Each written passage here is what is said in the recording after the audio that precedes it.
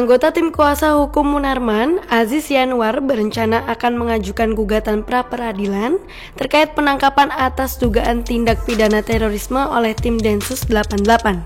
Lantas, apa itu pra-peradilan?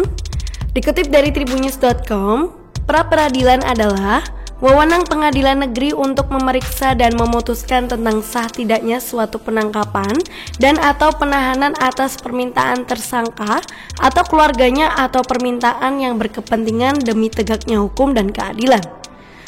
Hal tersebut terdapat dalam Undang-Undang Nomor 8 Tahun 1981 tentang KUHP, Pasal 77 sampai Pasal 83. Dilansir dari laman resmi pnkepanjen.go.id, pra-peradilan juga dapat dilakukan untuk memeriksa dan memutuskan tentang sah tidaknya penghentian penyidikan atau penghentian penuntutan atas permintaan yang berkepentingan demi tegaknya hukum dan keadilan, permintaan ganti rugi atau rehabilitasi oleh tersangka atau keluarganya atau pihak lain atau kuasanya yang perkaranya tidak diajukan ke pengadilan.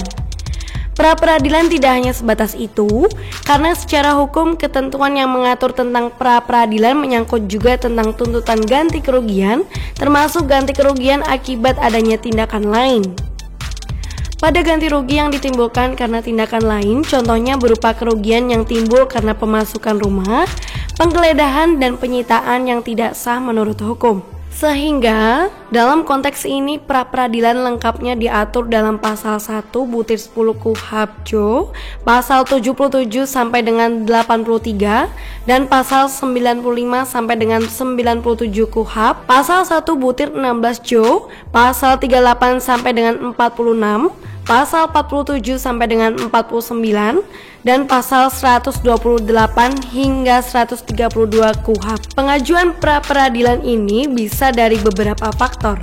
Dalam konteks ini, pra-peradilan tidak hanya menyangkut sah tidaknya suatu penangkapan atau penahanan, sah tidaknya suatu penghentian penyidikan atau penuntutan, permintaan ganti rugi atau rehabilitasi. Namun, pra-peradilan juga dapat dilakukan terhadap sebagai berikut.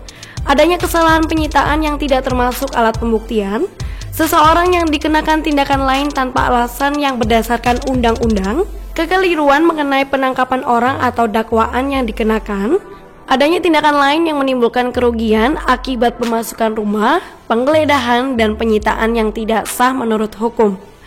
Selama ini, pra-peradilan sering dilakukan oleh tersangka atau keluarga tersangka melalui kuasa hukumnya dengan cara melakukan gugatan atau permohonan pra-peradilan terhadap pihak kepolisian atau terhadap pihak kejaksaan ke pengadilan negeri setempat, di mana substansi gugatannya mempersoalkan tentang sah tidaknya penangkapan, sah tidaknya penahanan, atau tentang sah tidaknya penghentian penyidikan atau penuntutan.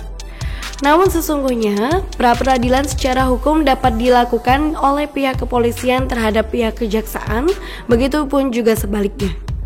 Perlu untuk diketahui bahwa pasal 77 hingga pasal 83 KUHP yang mengatur tentang pra-peradilan tidak hanya memberikan hak kepada tersangka atau keluarganya untuk memperadilankan kepolisian dan kejaksaan.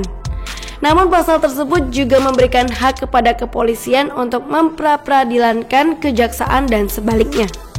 Pra-peradilan merupakan hal yang biasa dalam membangun saling kontrol antara kepolisian, kejaksaan, dan tersangka melalui kuasa hukumnya.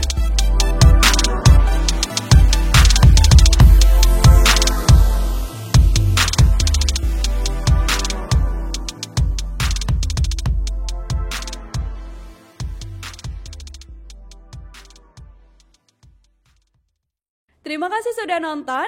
Jangan lupa like, subscribe, dan share ya.